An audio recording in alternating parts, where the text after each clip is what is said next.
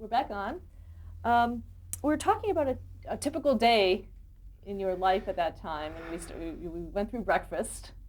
What was next? Well, a typical day, I'd already told you about having to meet the person, a co-host, at 8 o'clock in the morning. Boy, that was tough. And that ended soon because I didn't think it worked, and I'm sure it didn't. But it was From there, going, did you go to the studio? go to the, pardon? Oh, from there you went to the studio? Yes, went to the studio and got everything together, and the young people would come in who had written questions for me for the interview, much of which I never used because they missed a lot of important stuff. It's a prime example. One time, a man who owned a Harold's Club in Vegas came on. He had written a book. It was the most embarrassing thing that ever happened on my show. And I asked him about the kids had scanned the book. I read the book. And in one chapter, this woman had a hot run at the crap table, and she was having pains and about to have a child. And I thought, that's so remarkable. What happened? So I asked this man, relayed that to him, having read the book. What happened to that lady? He looked at me with a strange look on his face. He said, he reached over and took the book and started thumbing through it. There's a moment you don't forget. Obviously, he didn't write the book. And the kids would miss things that were just monumental. You had to have it in the interview. So I got to the point where I was reading an awful lot and not scanning, but reading, because I learned a lesson with Charles Bickford, the actor Charles Bickford came on my show. Remember him, character actor? He's in every movie you ever saw. Very few people remember him. And a very imposing figure, and looks like a kind of a guy that would, if you got upset, would tear you apart. And he had been on Carson's show, and I happened to see that show. And Johnny hadn't read the book, and nor had anyone on his show. And he was put out, because this man was a very big movie star at the time. And came on my show, and having seen that show, I quickly read that book. And he was so appreciative and so nice. He said at the end of the interview, he said, we went to a break. He said, thank you very much. I said, for what? He said, you read the book? I said, yes, I did. He said, well, he didn't. I said, yeah, I saw that show. And taught me a lesson. I couldn't rely entirely upon the young people because they were so busy, and they were very good at scanning. They picked a lot of nice stuff up, but they missed a lot of gems. And I had to work a lot harder by taking over the reins and knowing what I'm doing here. And the toughest thing is when they bring in an interview which they think is terrific, for me to say, I don't think we're going to go anywhere with that approach. And so it helped, though, because they started working harder, because we had been on quite a while at the time. A lot of them were taking little rests here and there, and shouldn't have been, but most of the time they delivered. They were great. All of them have fantastic jobs today. All those people that work for me. The list is unbelievable. What to you makes a great interview? Well, liking the person makes it a lot easier. You don't like everybody you talk to. And the same thing goes with them.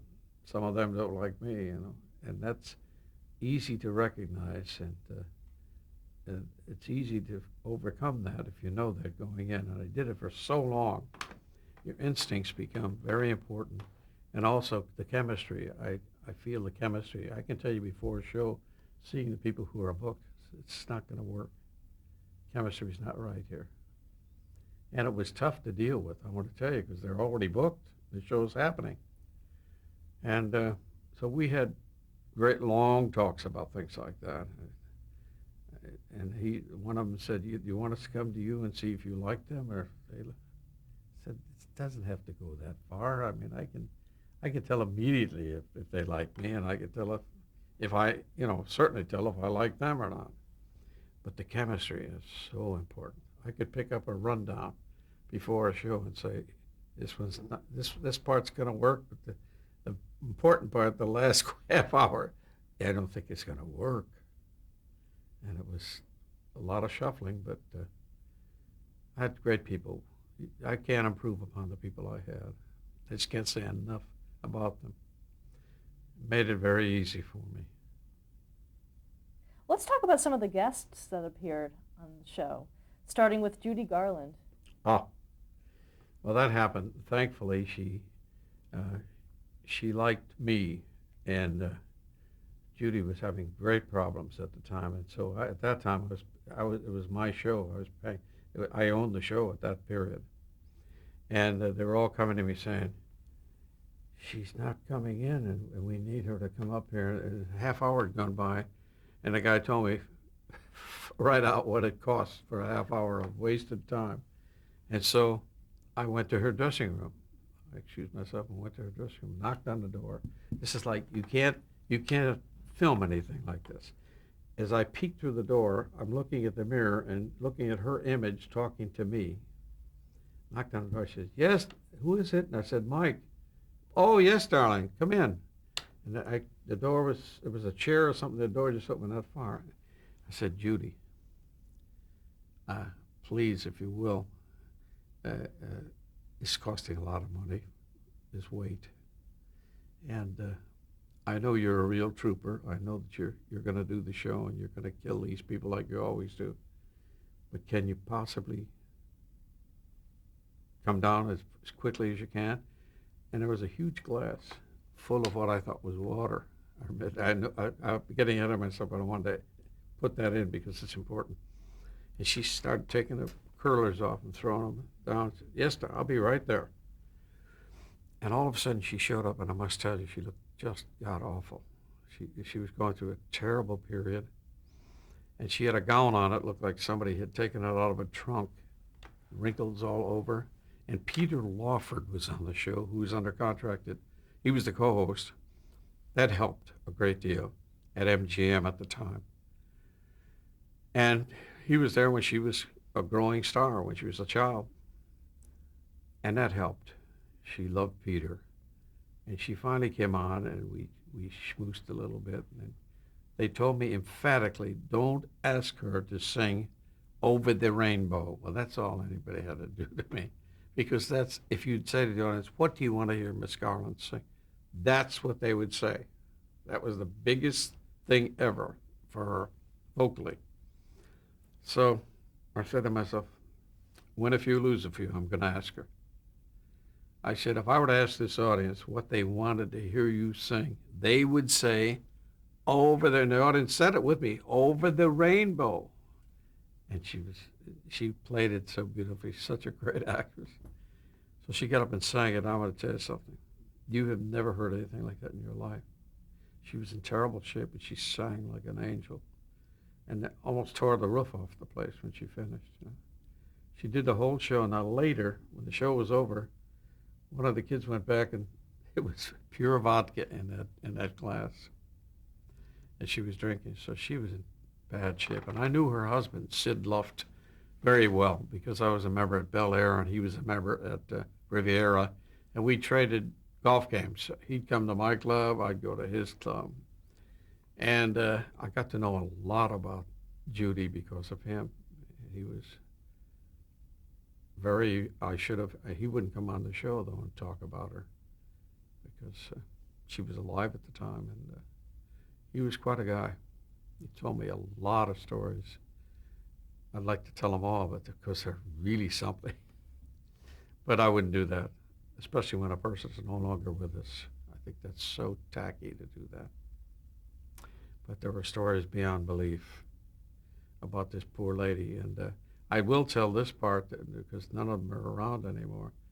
That Mr. Mayer over at Metro Goldwyn Mayer, that they gave those kids bennies to keep them going because they were only allowed to work a certain number of hours. I do know this. I mean, Mickey Rooney told me that himself. And so that they could keep working, and they were getting these pictures done in less time by doing that. But I think that possibly was one of the contributing factors to what ultimately happened to both of them. Mickey not, but poor Judy. What a talent. What a talent. The stage just lit up when she walks out. Wherever she went, she was fantastic. Wonderful sense of humor, by the way. Terrific sense of humor. Easy to talk to, loved to laugh, loved to joke around, do things. I was a huge fan of hers. What, Aretha Franklin? Ah, did you by any chance ever hear the duet album that Frank Sinatra made? Because he did a duet with Aretha Franklin. I've never heard anybody sing like that in my life. She did the first television show she ever did in her life was my show. Because in those days, when I came on, nobody used black acts on the show, and I said, well, I'm going to change all that because they've got all the hit records and they're fantastic. I brought all of them on. Barry Gordy actually said to me one day, we were in Vegas at the time. Jen and I were in Diana Ross's dressing room, and Barry Gordy was there. He said, here's the man that made the Motown label. So I put these people on when nobody would put them on. And the show did fabulously. So they helped me, and I helped them a lot, too. Got them great exposure. Now, Everybody you can think of on that label I had on the show. Stevie Wonder was 12 the first time he came on my show. That's something to remember. I mean, this astounding people like that. was it hard to get a black act onto a show? Was there corporate Nobody was booking him at the time, resistance? I swear to you. I can't explain why. They just weren't doing it. And Woody's partly responsible, and so is Don McGannon, my former boss. He said, I asked him about it. I said, I want to bring him on. He said, go ahead. Why aren't you doing it? No one else was doing it. And Barry Gordy would be the first one to tell you that. But I had the Jackson 5 on half a dozen times, maybe. Never saw anything like that in my life. That's beyond belief, those kids, what they were together. The performances were uncanny. And but Aretha, oh my, you brought that name up. And this is funny, I saw her at a golf tournament in the Firestone tournament at Akron, Ohio. And I went there to see Tiger Woods because I introduced him at age 2 on television. And Bob Hope was on that show, and Jimmy Stewart. But while I was there, she walked up to me, and she was there, and I said, what are you doing here? And she said, I'm here because of Tiger. I said, darn it, I thought you came because you were going to see me. She said, you know something? You know something, darling? Your show was the first television show I ever did. She said, can I get a copy of it? I said, certainly. But I didn't even know that. It's the first time she told me. She is something when she sings. Oh, nobody sings like that. That's such heart, soul, like you can't believe. She sings on this duet thing with Frank Sinatra. Absolutely, you'll be astounded when you hear what she does. It's amazing. That voice can do what she can do. Did you ever hear her sing legitimately like an opera singer? She did that one time on television. People are still talking about it. She went on with Pavarotti and sang an aria. I couldn't believe it. Real talent there, boy.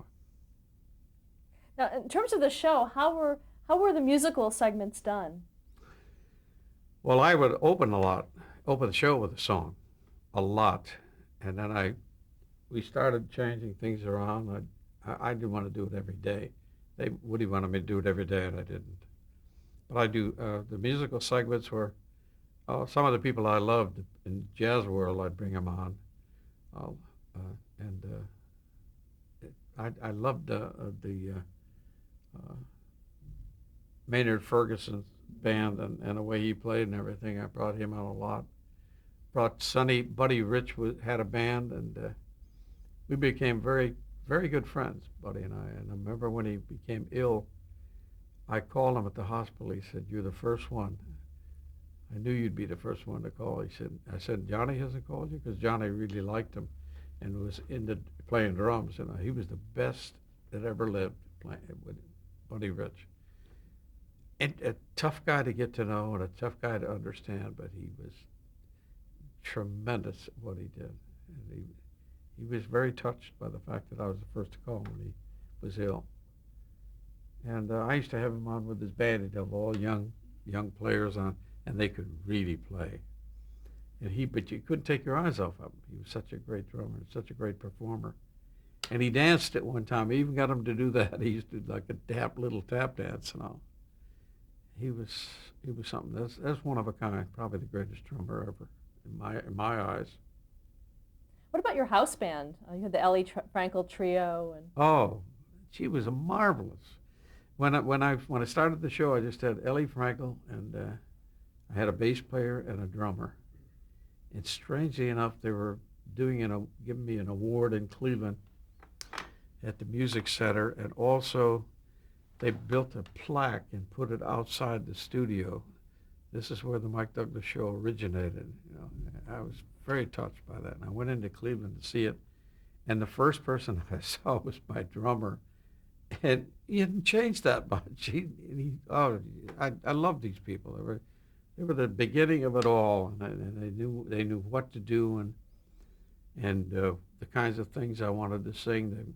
They were terrific. And the bass player, the last time I saw him, he was working with Don Ho over in Hawaii.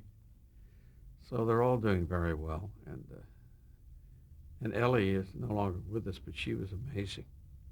Very seldom do you hear many women who can play jazz piano. And Barbra Streisand had difficulty using her own accompanist when she heard Ellie, because she was sensational. I'm very lucky to have people like that at the very beginning when it was all starting. And actually the band became 7 members shortly after that. And some of those people, they're all studio musicians out here. They were that good. All of them are out here. And I hear from them a lot. I had a tenor sax man named Vince Trombetta. He is very big out here in the recording world, and a studio musician. They're so good. They were so good. All Italians. I used to kid about that. Massimino, Trombetta, Bobby Marinello. I used to do a big joke on that, and the warm-up I used that. That's my Italian group there. And they were tremendous players, good musicians. And very loyal and very good guys. In fact, when they moved the show to California, they, being Westinghouse, said to me, we're not taking the band. You can pick up musicians in California. I said, you're not taking the band? Well, then I'm not going. And I'm telling you the truth. You've got to take the band or I won't go. And they couldn't believe it that I did that. And they took them to California. But they were not going to take the band. They were going to pick up musicians out there. I was so comfortable with those musicians. It's not easy to try new people. Why did Westinghouse want to move you to California? They didn't want to go to the expense of taking them out there when they could get musicians out here without... No, but why did they want you to go to California? Because it was every time we went to California and did the show at the CBS Television City, the ratings would go up. Not tremendous, but they'd be up. Because of the bookings out there, you can get everybody out here. In Philadelphia, it's not that easy to get a Carol Burnett or get a Walter Matthau or a Jack Lemmon. Your show is right at their doorstep. It's simple.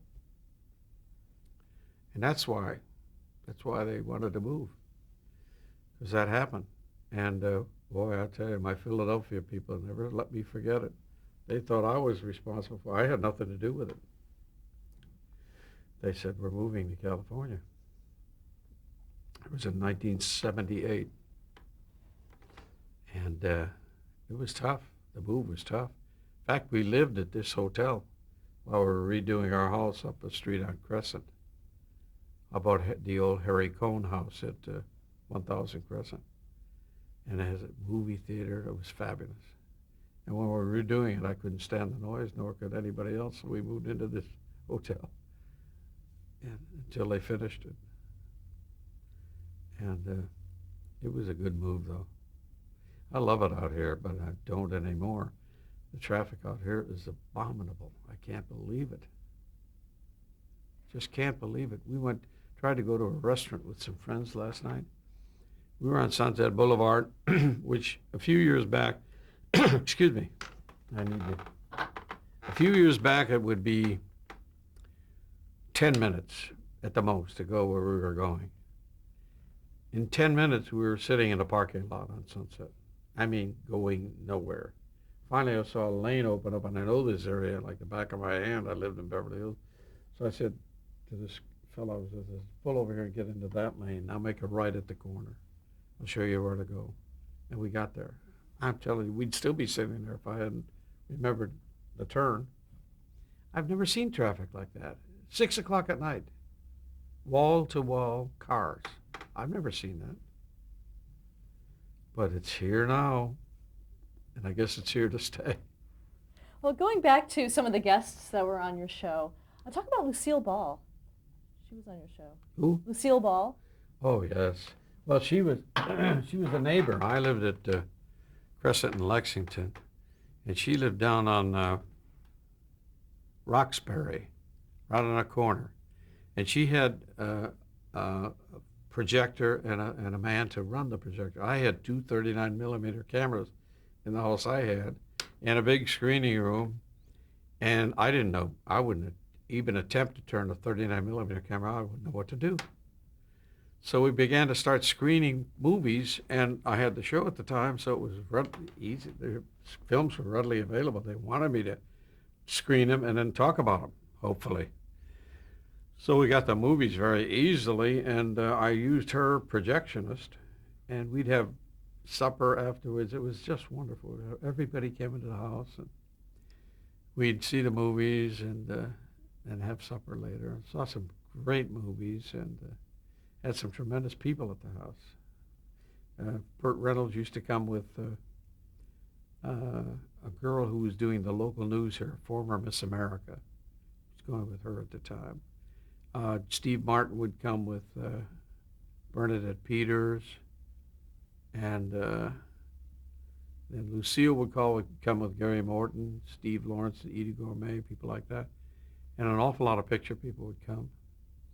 And it was wonderful. We'd sit and watch the movies and then have supper later. It was just great. And to be rubbing elbows with people like that, I'm still so in awe, even at this day and age, of movie people. They're larger than life. When I had John Wayne on the show, I could hardly get my mouth to work. John Wayne, I mean, I grew up with all those, and I was an usher in a movie theater. I'd see all those westerns when he started, all the John Ford movies, which are remarkable and so good. And all of a sudden, he's on my show for 90 minutes, just him, nobody else. It was wonderful. He was so special. And the people, my God, because of living in that neighborhood, it was so simple. Jimmy Stewart. I can just go on and on with people that I met and the things they said on my show and the hysterical stuff that happened. Lucille was remarkable. One time Jen and I were staying at the, I'll never forget her because of what she did for my youngest daughter. My youngest daughter watched Lucille Ball shows. It was like a religion. And Kelly was with us on our trip, and we were staying at this hotel. And the phone rang, and it was Lucy on the phone. She said, "You guys had breakfast yet?" I said, "No." She said, "Come on over and have breakfast with us." So we drove over to the house. Now Kelly, having seen those shows, she was so adorable. And she put her bathing suit on under her dress because after a certain hour, youngsters that age are not allowed in the pool. So she's sitting there looking at Lucille Ball like she's from another planet and squirming a little. Lucille said, "What's the matter, honey?" She said, "Well, I have my bathing suit on," she said, "because after a certain," she named the time, I think it was 1 o'clock or something, "you can't swim when you're my age." And there, she excused herself, and I mean this sincerely, got up and left us sitting at the table and came back down with her bathing suit on and a robe. Said, "Come on, honey, swim in my pool." that child will never forget that moment. And I loved Lucy from that moment on because she's so wonderful with my child. She loved children, loved children. What a special gal she was. Great loss. You had Fred Astaire and Gene Kelly once on the show. Well, you see, did I point out that I was an usher in a movie theater? Well, the first show, they came out, and I sang "There's No Business Like Show Business" as a ballad, and the ending is "Let's go on with the," and with the word "the." They each stepped out from behind I-beams, and you have never heard a roar like that. And I sang "Show," and then we went to commercial. Fred Astaire and Gene Kelly. And my producer came out and I said, "Get me an autograph book." I didn't know. I said, "How the heck are we going to follow this?" And he got me an autograph book, and when he came back, I was getting their autographs. The audience loved that. But that's how I felt down deep myself, like I really wanted those autographs. Now, after the show, the kids came and said, "Fred is leaving. He's not going to finish." I said, "What?" I said, "Why?" He said, "He doesn't feel that you used him enough. You talked to Gene more than he." I quickly rushed back to the trailer, knocked on the door, and his valet said, "Yes." I said, "Who's there?" And I said, "Mike Douglas." And I heard Fred K. "Come in, Mike." I walked in. If it hadn't been for the fact that I hadn't ushered in those theaters and I saw all of them in movies, I began to talk to him about various things that he did in the movies, because all the man needed at that particular time of his life was to be stroked. And maybe Gene was more outgoing than Fred. He was very shy. I talked for over an hour back there about what he had done in the movies, this, that, the other. Not only did he stay, he did an extra show with me. He was so thrilled that I knew all about his movies. But when I got back, I said, "I think I just did 5 shows back there in that trailer." But he was so nice and such a nice person. Now, one night I was in the Palm restaurant. You know how noisy it is in there? I'm sitting with my entire family. All of a sudden, this figure walked up to the booth, and my children were like mesmerized. It was Fred. "How are you, Mac?" It's my daughter, introducing to my children and Jen. And he's just beyond belief as a nice person. You'd never think you were anything special. He was like one of the guys. It was such an experience having those two on the show. Gene Kelly was so remarkable. And interestingly, when I did the Kay Kaiser show in New York, the choreographer was Gene Kelly's brother, Fred. So I got to know all about Gene through Fred. And he lived right up the street from us here in Beverly Hills. And he was so good. And the two of them together on the stage is more than you can imagine. People went crazy, the audience. And a lot of young people, and they knew about them because these movies are still showing. Various cable stations are carrying things like this. And they were so good. Let's stop there to change the tape. Okay.